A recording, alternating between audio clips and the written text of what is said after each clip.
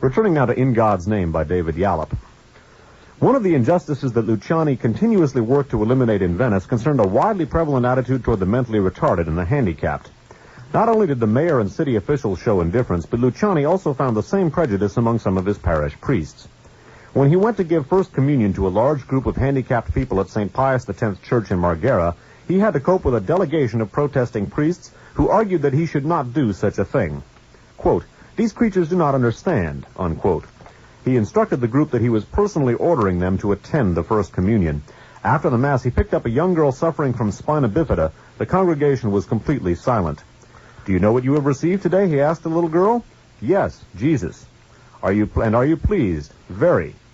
Luciani turned slowly and looked at the group of protesting priests. "You see, they are better than we adults," unquote.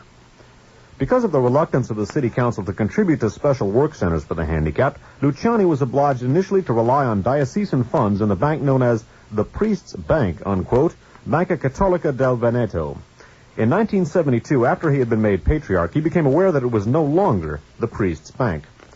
Joining the regular crowd in his outer office who required help, he now found bishops, monsignors, and priests. In the past, the bank had always loaned money to the clergy at low interest rates.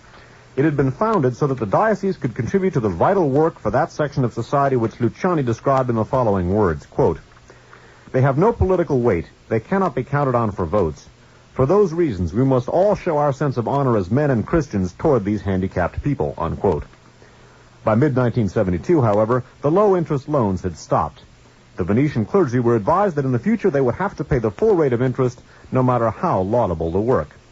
The priests complained to their bishops. The bishops made a number of discreet inquiries. Since 1946, the Istituto per le Pere di Religioni, the IOR, usually referred to as the Vatican Bank, had held a majority share in Banca Cattolica del Veneto. The various dioceses in the Veneto region also had small shareholdings in the bank amounting to less than 5% of the bank's stock. In the normal commercial world, this would make the minority shareholder vulnerable, but this was not the normal commercial world. I would interrupt that as something of an understatement here. A clear understanding existed between Venice and the Vatican that the IOR's vast shareholding, by 1972 it was 51%, was insurance against any potential takeover by a third party. Despite the very low interest rates charged to the Veneto clergy, the bank was one of the wealthiest in the country. Where the priest banks, the parishioner will follow.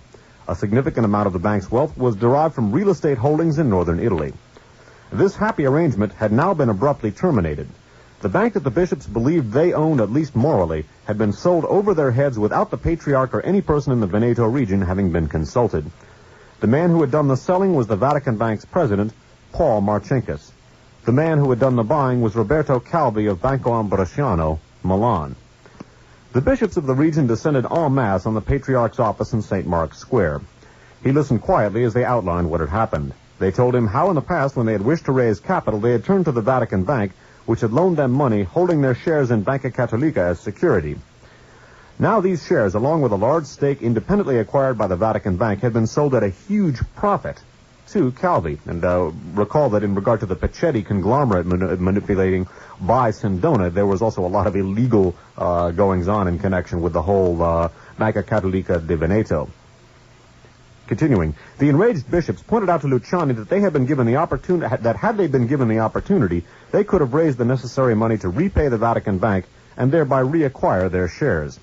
What was more pertinent in their eyes was the appalling breach of trust perpetrated by Marcinkus, acting on behalf of the Vatican, which claimed to be the moral leader in the world. He had, at the very least, displayed a total lack of morals. The fact that he had kept the entire profit on the transaction for the Vatican Bank may also have caused some of their anger. The bishops urged Luciani to go directly to Rome. They wanted papal intervention. If that intervention took the form of firing Paul Marcinkus, it was clear that in the Veneto region at least, not many tears would be shed. Luciani calmly weighed the problem. Ever a prudent man, he felt he needed more facts before taking such a problem to Pope Paul. Luciani began to probe quietly. He learned a great deal about Roberto Calvi and also about a man named Michele Sindona. What he learned appalled him. It also alerted him to the dangers of complaining directly to the Pope. Based on the information he had obtained, it was clear that Calvi and Sindona were highly favored sons of the Church who were held in high esteem by Paul VI. The man Albino Luciani turned to was one who had become a close friend over the previous 5 years, the Undersecretary of State, Monsignor Giovanni Benelli. Though Benelli was number 2 in the Secretariat of State under Cardinal Villot, to all intents and purposes, Benelli ran the department. And as Pope Paul's troubleshooter, Benelli not only knew where all the bodies were buried, but he was also responsible for the placement of quite a number of them. And as we've seen, when we're talking about bodies being buried in connection with this whole tangle, it should be taken fairly literally, although we're not accusing Benelli here. There's certainly a lot of bodies turn up. Benelli listened while the Patriarch of Venice told his story. As the Monsignor gave His Eminence another cup of coffee, Luciani uttered a qualification. "I have not, of course, seen any documentary evidence," unquote. "I have," responded Benelli. "Calvi is now the major shareholder in the Banca Cattolica del Veneto. Marcinkus sold him 37% on March 30th. Benelli was a man who enjoyed reeling out facts and figures. He told the wide-eyed Luciani that Calvi had paid 27 billion lira, approximately $45 million to Marcinkus, and that the sale was the result of a scheme hatched jointly by Calvi, Sindona, and Marcinkus. He went on to tell of a company called Pacetti, which had been purchased by Calvi from Sindona after its price had been grossly and criminally inflated on the Milan Stock Exchange, and of how Marcinkus had assisted Calvi in masking the nature of this and other operations from the eyes of Bank of Italy officials by putting the Vatican Bank facilities at the disposal of Calvi and Sindona. Luciani was bewildered. "What does all this mean?" he asked. "Tax evasion? Illegal movement of shares? I also believe that Marcinkus sold the shares in your Venice bank at a deliberately low price, and Calvi paid the balance via a separate 31 billion lira deal on another bank," unquote. Luciani became angry. "What has all this to do with the Church of the Poor? In the name of God," Benelli held up a hand to silence him. "No, Albino, in the name of profit," unquote. "Does the Holy Father know these things?" Benelli nodded. So you must remember who put Paul Marcinkus in charge of our bank." The Holy Father. Again, a point worth underscoring here. Paul VI is the one who has installed Paul Marcinkus. Continuing. "Precisely, and I must confess I fully approved. I've had cause to regret that many times." "Then what are we to do? What am I to tell my priests and bishops?" "You must tell them to be patient, to wait. Eventually, Marcinkus will overreach himself. His Achilles' heel is his greed for papal praise. But what does he want to do with all this money? He wants to make more money. For what purpose? To make more money. And in the meantime, should my priests get out begging bowls and tramp through the Veneto? In the meantime, you must counsel patience. I know you have it. Teach it to your priests. I'm having to apply it." Albino Luciani returned to Venice and called his fellow bishops to his office. He told some of them what had transpired in Rome, enough to make it abundantly clear that the Banca Cattolica del Veneto was now lost forever to the diocese. Later, some of them talked about it. They concluded that this would never have happened in the days of Cardinal Urbani. They felt that Luciani's innate goodness had proved a useless weapon against the IOR. Most of them, including Luciani, sold what remaining shares they held in the bank to express their disapproval of the Vatican's conduct. In Milan, Roberto Calvi was gratified to note that his brokers had acquired on his behalf another small piece of the priest's bank in Venice. Albino Luciani and many others in Venice closed their accounts at the Banca Cattolica.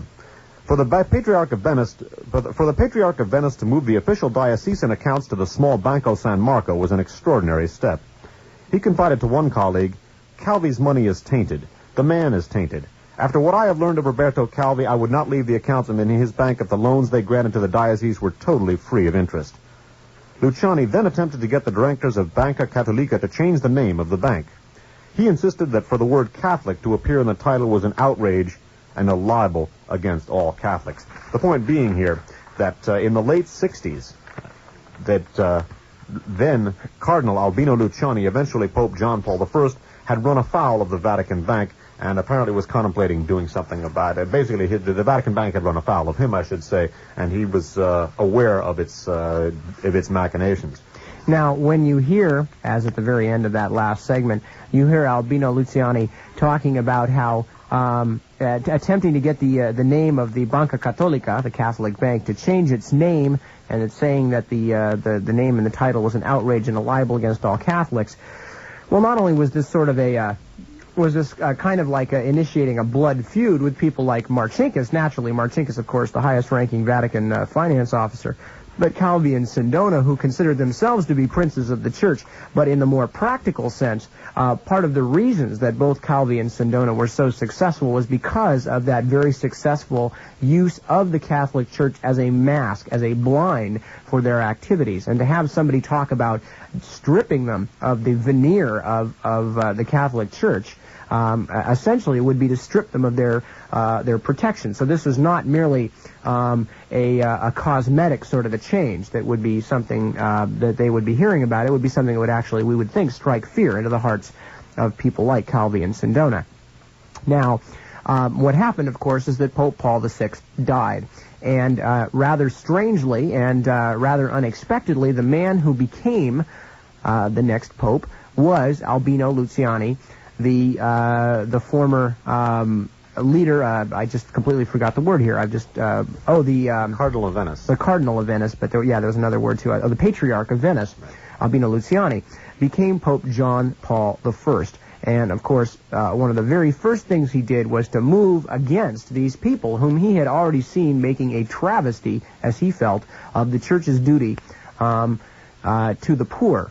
And we don't really have time to talk too much about Pope John Paul I tonight, which is a shame. And I suggest that those of you out there who get a chance and who are interested in this stuff go out and read some of the books about Pope John Paul I, who by all accounts would have been an absolutely splendid pope if he had been allowed to complete any kind of reign whatsoever. He was a really remarkable man with a very genuine love, apparently, for average people, for the poor and people who were not political big names and were not big financial players. An obvious weakness of Paul VI.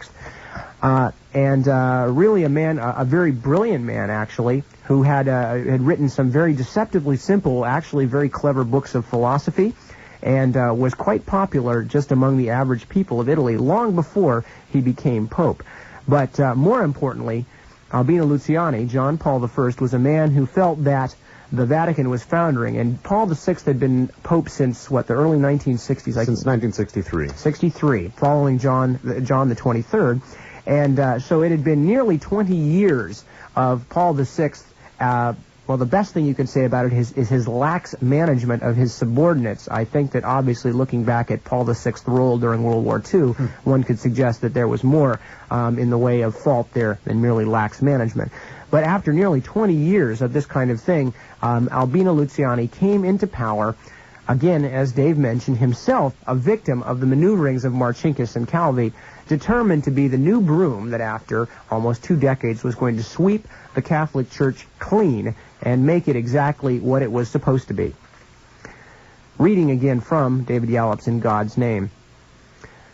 Pope John Paul I had concluded by mid-September that his first priority should be to put his own house in order. By the way, bear in mind, I think he was only elected pope at the College of Cardinals at the very end of August or the very beginning of September. He had a very short reign. He was 33 days in office. Pope John Paul I had concluded by mid-September that his first priority should be to put his own house in order. The problem of the Vatican Bank and its entire operating philosophy had become of paramount importance to him. Luciani moved with an urgency that had been noticeably lacking in his predecessor's last years. He was determined that within his first 100 days, the Church should at least begin to change directions, particularly with regard to Vatican Incorporated. Within his first week, he had given an indication of the shape of things to come. He assented, in quotes, to the desire of Cardinal Villot to be relieved of one of his many posts, the office of President of the Pontifical Council, Cor Unum.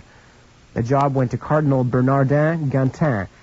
Cor Unum is one of the great funnels through which pass monies collected from all over the world to be distributed to the poorest nations. To Luciani, Cor Unum was a vital element in his philosophy, that Vatican finance, like every other factor, should be inspired by the gospel. Villot was gently replaced, but replaced nonetheless, by Gantin, a man of great spirituality and transparent honesty. The Vatican village buzzed with speculation and with defensive moves. Some proclaimed that they had never met Sindona or Calvi or any of the Milan Mafia who had invested the Vatican during Pope Paul's reign. Others, in their individual bids for survival, began to funnel information to the papal apartments. You will remember in one of the segments that we read earlier that when Il Crack Sindona began to show up, how people like Luigi Menini and others were throwing up their hands saying, who could ever have dreamed that this man was such a madman? Some of these people, despite the fact that they themselves were among the chiefest and most canny financial players in all of Italy and perhaps in all of Europe. The same thing is going on here. A few days after the Gantin appointment, the new pope found a copy of an Italian Office of Exchange Control, UIC, circular on his desk. There was no doubt that the circular was a direct response to Il Mondo's long open letter to the pope, outlining an untenable situation for a man committed to personal poverty and a poor church. The circular, signed by Minister of Foreign Trade Rinaldo Ossola, had been sent to all Italian banks. It reminded them that the IOR, the Vatican Bank, is, quote, to all effects a non-residential banking institute. In other words, foreign. As such, relationships between the Vatican Bank and Italian credit institutes were governed by precisely the same rules that applied to all other foreign banks. The minister was particularly concerned with currency abuses involving the illegal flight of money from Italy. His circular was a clear ministerial admission that these abuses were realities. It was seen in Italian financial circles as an attempt to curb at least one of the Vatican Bank's many dubious activities. In Vatican City, it was generally regarded as further confirmation of the death knell for Bishop Paul Marcinkus's presidency of the bank. And I would just insert here, as we will find out, that the rumors, as Mark Twain once said, the rumors of Bishop Paul Marcinkus's death knell turned out to be much exaggerated. A story meaning the author Yallop, I believe to be apocryphal, but that many within the Vatican and within the Italian media believed to be true, began to circulate around the Vatican village in early September of 1978. According to the story, before the sale of Banca Cattolica del Veneto, Albino Luciani had gone to the Vatican in an attempt to stop the sale from going through. In reality, Luciani had the meeting with Benelli after the sale, as recorded earlier in this book. The version that buzzed through the village introduced elegant Italian variations.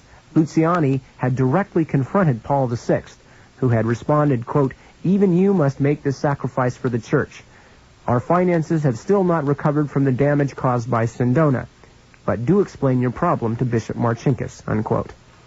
A short while later, the story goes, Luciani presented himself in Marcinkus's office and repeated the list of diocesan complaints concerning the bank sale. Marcinkus heard him out and then said, quote, Your Eminence, have you nothing better to do today? You do your job, and I'll do mine. At which point Marcinkus showed Luciani the door. Any who have seen Marcinkus in action will know that his manners match his nickname of the Gorilla. To the bishops, monsignors, priests, and nuns in Vatican City, the general feeling was that the confrontation had happened. Now, out of the blue, the small, quiet man from Belluno could remove Marcinkus at a moment's notice. Members of the Curia organized a lottery. The object was to guess on which day Marcinkus would be formally removed from the bank. In addition to the investigation being conducted on his behalf by Cardinal Villot, the Pope, with his characteristic mountain shrewdness, opened up other lines of inquiry. He began to talk to Cardinal Felici about the Vatican Bank. He also telephoned Cardinal Benelli in Florence. That's the guy that he went to talk to the first time about the Banca Cattolica del Veneto. It was from Giovanni Benelli that the Pope learned of the Bank of Italy investigation into Banco Ambrosiano. It was typical of the way the Roman Catholic Church operated. The Cardinal in Florence told the Pope in Rome what was happening in Milan. The former number 2 in the Secretariat of State had built a strong network of contacts throughout the country. Licio Gelli of P2 would have been suitably impressed at the range and quality of information to which Benelli had access. Benelli's contacts included very well-placed sources within the Bank of Italy. These were the sources that had informed him of the investigation taking place within Roberto Calvi's empire, an investigation that in September 1978 was moving to its climax. What particularly concerned Benelli, and subsequently Luciani, was the part of the investigation that was probing Calvi's links with the Vatican. The Bank of Italy contact was certain that the investigation would be followed by serious criminal charges against Roberto Calvi, and possibly against some of his fellow directors.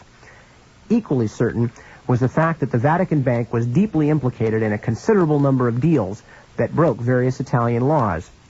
The men at the top of the investigating team's list of potential criminals inside the Vatican Bank were Paul Marcinkus, Luigi Menini, and Pellegrino de Strabel.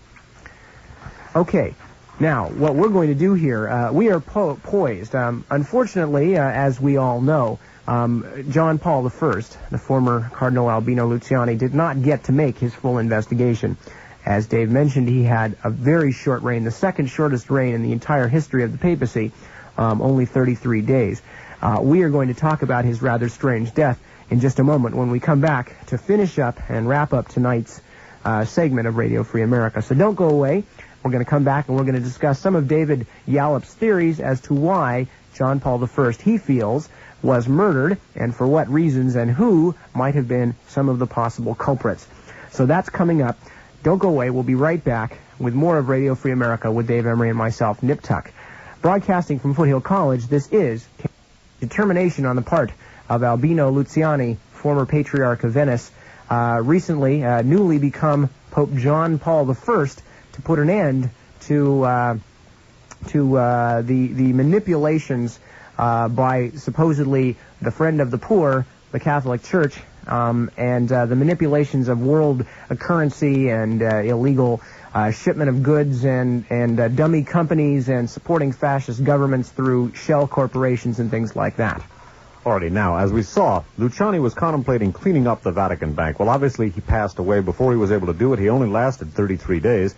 Unfortunately, we simply don't have the time to go over all of the suspicious aspects of his death. We are going to go over some of the curious handling of the death of Pope John Paul I, and in particular the role in that curious handling of Cardinal Villot.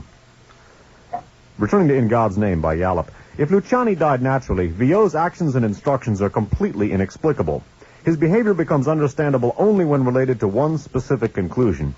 Either Cardinal Jean Villot was part of a conspiracy to murder the Pope, or he saw clear evidence in the papal bedroom indicating the Pope had been murdered, and he probably determined that to protect the Church, the evidence must be destroyed. On the small bedside table was the medicine that Luciani had been taking for low blood pressure. By the way, I would interrupt here.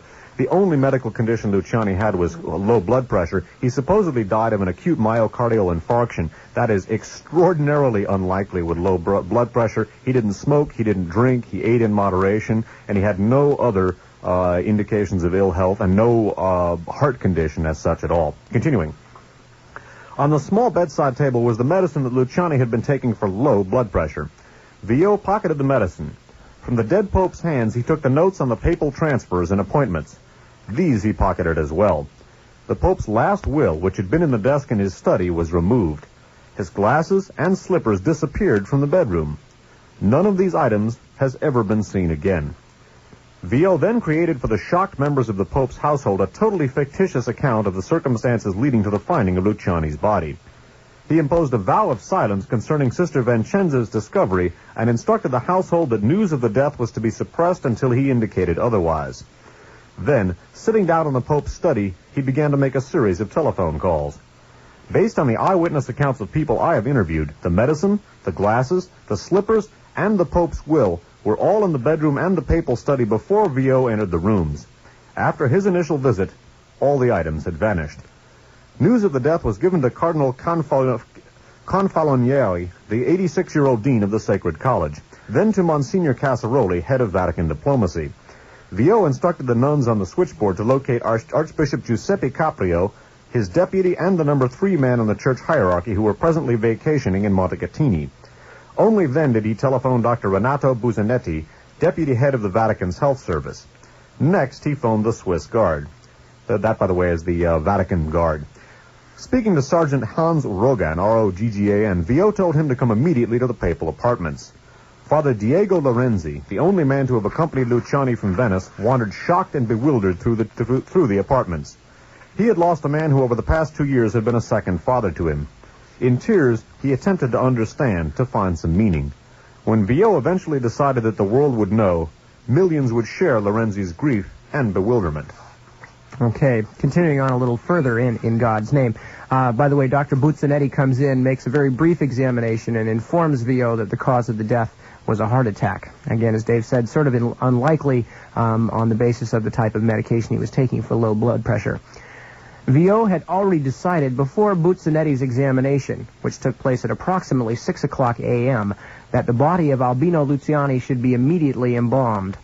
Even before his phone call to Cardinal Confalonieri at 5:15 a.m., VO had acted to ensure a rapid embalmment. The Signoracci brothers, Ernesto and Renato, had embalmed the last two popes. Now a dawn telephone call and a Vatican car that arrived at 5 o'clock a.m. were the beginning of what was to prove a long day for the Signoracci brothers. For them to have been contacted so early clearly establishes that the Vatican gave the relevant instructions to the Institute of Medicine, which employs the brothers, at some point between 4:45 and 5 o'clock a.m. At 7 a.m., more than 2 hours after his body had been discovered by Sister Vincenza, the world at large still remained ignorant of the fact that Pope Paul I was dead. Bear in mind now that Sister Vincenza, this woman who actually discovered the body, had discovered it sometime before 5 o'clock, between 4:30 and 5 o'clock. I can't remember the exact time. And apparently, according to Yallop's conclusion here, which seems quite justified, the embalmers were actually called not only before anybody else, but within like 10 minutes after the body was discovered. At 7 a.m., more than 2 hours after his body had been discovered by Sister Vincenza, the world at large still remained ignorant of the fact that Pope John Paul I was dead. The Vatican village, meanwhile, was totally ignoring VO's edict. Cardinal Benelli in Florence heard the news by telephone at 6:30 a.m. Grief-stricken and openly crying, he immediately retired to his room and began to pray. All the hopes, dreams, aspirations were shattered. The plans Luciani had made, the changes, the new direction, all had come to nothing. When a pope dies, all decisions yet to be publicly announced die with him, unless his successor decides to carry them through. By 7:20 a.m., the bells in the parish church in Albino Luciani's birthplace, Canale d'Agordo, were tolling. Vatican radio remained silent on the death. Finally, at 7:27 a.m., some 7 3/4 hours after the death had been discovered by Sister Vincenza, Cardinal VO felt sufficiently in control of events. Quote, this is the bulletin. This morning, September 29th, 1978, about 5:30, the private secretary of the Pope, contrary to custom, not having found the Holy Father in the chapel of his private apartment, looked for him in his room and found him dead in bed with a light on, like one who was intent on reading. The physician, Dr. Renato Buzzanetti, who hastened to the Pope's room, verified the death, which took place presumably toward 11 o'clock yesterday evening, as, quote, sudden death that could be related to acute myocardial infarction, unquote. Note, again, that right away the first bulletin says at 5:30 the Pope's body was discovered, and not discovered by Sister Vincenza, who really discovered it, but by a private secretary. Later bulletins stated that the secretary in question was Father McGee, who, according to the Vatican, usually said Mass with the Pope at 5:30 a.m., and that when he died, the Pope had been reading The Imitation of Christ, the 15th century work usually attributed to Thomas à Kempis. Along with the medicine, the papal notes, the will, the glasses, and the slippers, the fact of Sister Vincenza's discovery of the body at 4:45 a.m. had also vanished. Even with 2 3/4 hours in which to concoct a story, VO and those who advised him had botched up the job. While every newspaper and radio and television station in the free world was carrying stories based on the Vatican bulletins, VO was having difficulties making his story stick. The difficulty centered around The Imitation of Christ. This embellishment, involving as it did a book that Luciani revered, might have seemed like inspired thinking to VO. The problem was that there was not a copy in the Pope's bedroom, or for that matter, in the entire papal apartments. Luciani's copy was still in Venice. A few days earlier, when he had wanted to quote accurately from the book, he had sent Lorenzi to borrow a copy from his Vatican confessor. This copy had been returned before the Pope's death. Now Lorenzi's complaints about an obvious fabrication could not be stilled. The Vatican finally dropped this particular lie after having maintained it until October 2nd, 4 days. Within those first 4 days, the false information given out by the Vatican had become, in the minds of the people, the reality, the truth. And people were deceived by other false information that came out of the Vatican. There was, for example, the tale of Father John McGee going to the Pope's bedroom shortly before 10 p.m. on the 28th. According to this story, which emanated directly from the Roman Curia, McGee had told the Pope about the murder of a student in Rome. Quote, "Are those young people shooting at each other again? Really, it is terrible." These were widely reported around the world as being the Pope's last words. They provided the added bonus of giving a possible explanation for the unexpected death of Luciani. He died of shock after hearing such appalling news. The conversation between McGee and Luciani did not occur. It was a Vatican fabrication. Another Vatican fabrication which played a role in Vio's announcement was that Luciani generally said Mass with McGee at 5:30 a.m. Mass in the papal apartments was not until 7 o'clock a.m. As previously noted, Albino Luciani spent the time between 5:30 and 7 a.m. in meditation and prayer, usually alone, sometimes joined at about 6:30 by McGee and Lorenzi. The image of McGee becoming alarmed by Luciani's non-appearance at 5:30 is simply Vatican fantasy. The tragic, unexpected death shocked the entire world. The massive bronze doors to the Basilica of St. Peter were closed. The Vatican flag was flown at half-mast. These were external indications. But news of Albino Luciani's death was so stunning that the disbelief expressed by his personal doctor was echoed by millions. He had delighted the world.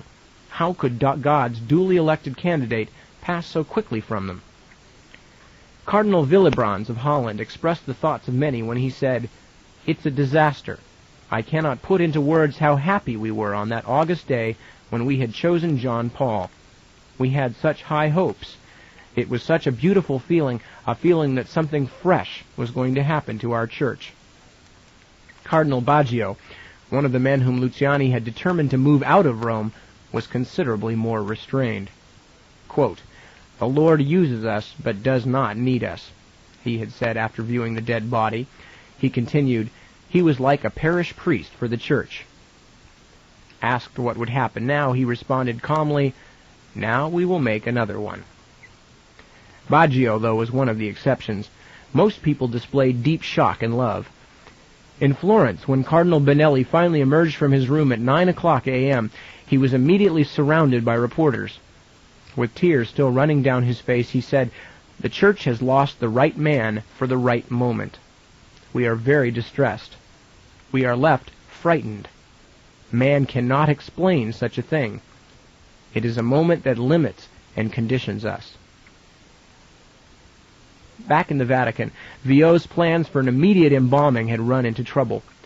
Cardinals Felici in Padua and Benelli in Florence, who knew very precisely the nature of the changes Luciani had been about to make, were particularly disturbed and indicated as much in telephone conversations with Vio. Again, bear in mind, cutting in here, bear in mind that in his hands, when his body was discovered, were the very changes that he were working on, among them changes into the Vatican Bank. One of them maybe, perhaps, although we don't know for certain, the final excision of Paul Marcinkus from his control of the Vatican Bank. Already there were murmurs among the Italian public that an autopsy should be performed.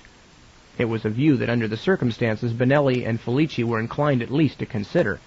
If the body were embalmed, then a subsequent autopsy would be far less likely to reveal that the cause of death had been poison. Officially, the Vatican created the impression that the body of Pope John Paul I was embalmed before being put on public display in the Sala Clementina at noon on the 29th. In fact, this was not the case, as Father Diego Lorenzi's comments make clear. Quote, "The body was taken from the private apartment to the Clementina Hall in the papal apartments. At that time, no embalming had been done. Papa Luciani was dressed by Father McGee, Monsignor Noé, and myself. I stayed with the body, as did McGee, until 11 in the morning. The Signorazzi brothers came at that time, and the body was taken to the Sala Clementina." The contrast to Pope Paul's death was startling. Then there had been little public emotion. Now there was a flood. On the first day, 250,000 people filed past the body. The public speculation that this death was not natural grew by the minute. Men and women were heard shouting as they passed the body, "Who has done this to you? Who has murdered you?" Meanwhile, the cardinals, who were gathering in Rome, debated about whether there should be an autopsy. If Albino Luciani had been an ordinary citizen of Rome, there would have been no debate. There would have been an immediate autopsy. Italian law states that no embalming can be undertaken until at least 24 hours after death without dispensation from a magistrate. If an Italian citizen had died under circumstances similar to those of Luciani, there would have been an immediate autopsy. For men with nothing to hide, Vio and other members of the Roman Curia continued to act in incomprehensible ways. When men conspire to cover up, it is inevitably because there is something to hide. It was from a cardinal residing in Rome that I learned of the most extraordinary reason given for the cover-up. Quote, he, as cardinal is speaking, he, meaning Vio, told me that what had occurred was a tragic accident, that the Pope had unwittingly taken an overdose of his medicine. Excuse me. The Camerlengo, they're calling Vio a Camerlengo, that's sort of Mayor Domo of a household. Excuse me. The Camerlengo pointed out that if an autopsy was performed, it would obviously show this fatal overdose.